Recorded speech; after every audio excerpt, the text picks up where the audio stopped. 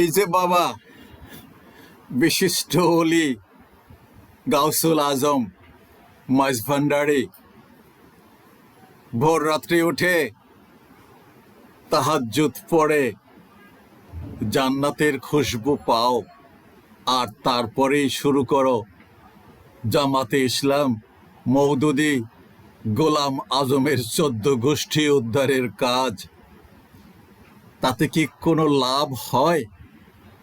এই বিশ্বের 200 কোটি মুসলমানের 57টা মুসলিম দেশের মানুষের ইমান আমান বাড়ে?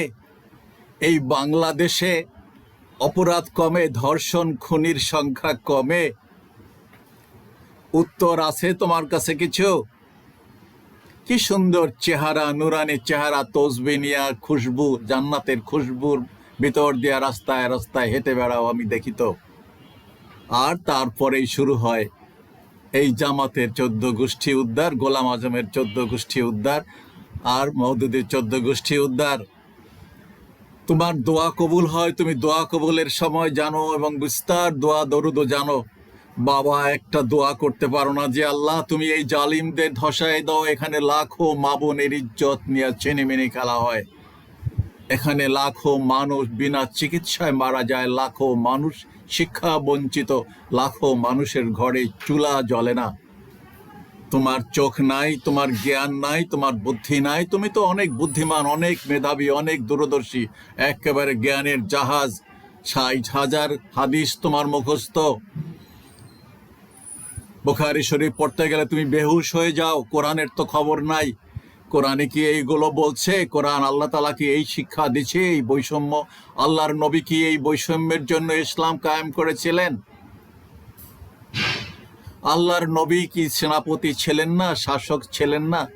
মক্কায় যেই শাসন, মদিনায় যেই শাসন উনি প্রতিষ্ঠা করেছিলেন, সেখানে কি বাঘে মহিষে এক ঘাটে পানি খেত না? আজকে এটা একটা মুসলিম দেশ, সমস্ত মুসলিম দেশের একই অবস্থা। মুসলিম উম্মার এগুলা এখন সব বিধর্মীদের পা চাটা গোলাম। তুমি কি জানো না? তুমি কতটুকু জ্ঞান রাখো সারা পৃথিবীতে? তুমি এইখানে বৈশা লেফরাট করো, জান্নাতের গ্রান নাও, খুশবু নাও, আর এই জামাতের ইসলামের 14 গোষ্ঠীর। তুমি একটা হক্কানি দলকে ক্ষমতায় আনো, আমরা সমর্থন দিব। তুমি নিজে একটা দল বানাও, আমরা সাপোর্ট করব, তোমার জন্য আল্লাহর কাছে ফরিয়াদ করব, তোমার জন্য আল্লাহর কাছে দোয়া করব। কিন্তু এই বেচারাদের সারাদিন 14 গোষ্ঠী উদ্ধার করে তোমার কি ফায়দা হয়? তোমার গাছের ডাব ফলন বাড়ে? তুমি তো সেই যেই তোয়ালে বিছানোর, যেই বাক্স চালানোর সেই বাক্স চালাও, আবার কয়দিন পর পর কান্না করো যে আমাদের চাকরি চলে যায়, কমিটি চাকরি বাদ দিয়ে দেয়, এমুক করে তমুক করে। কোন বাহিনীতে কাজ করে তোমার শিষ্য সাগরেদরা? এই রাষ্ট্র কারা চালায়? কাদের জন্য দোয়া করো সারাদিন? আছে কোনো জবাব? দিতে পারবা কোনো জবাব?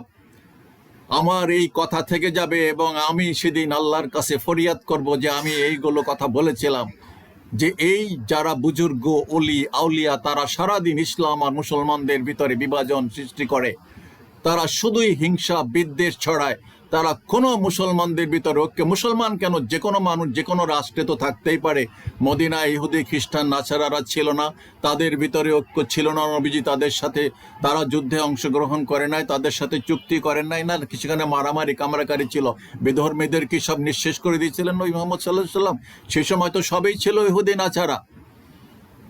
পৃথিবীতে তখন তো মুসলমানদের তো কয়জন ছিল ইমানদার তখন? সেইখান থেকে আজকে 57টা মুসলিম দেশ। কি কাজটা তোমরা করো বাবা? মনে রাখিও, জবাব দিতে হবে। ইনশাআল্লাহ আমরা অপেক্ষায় থাকলাম।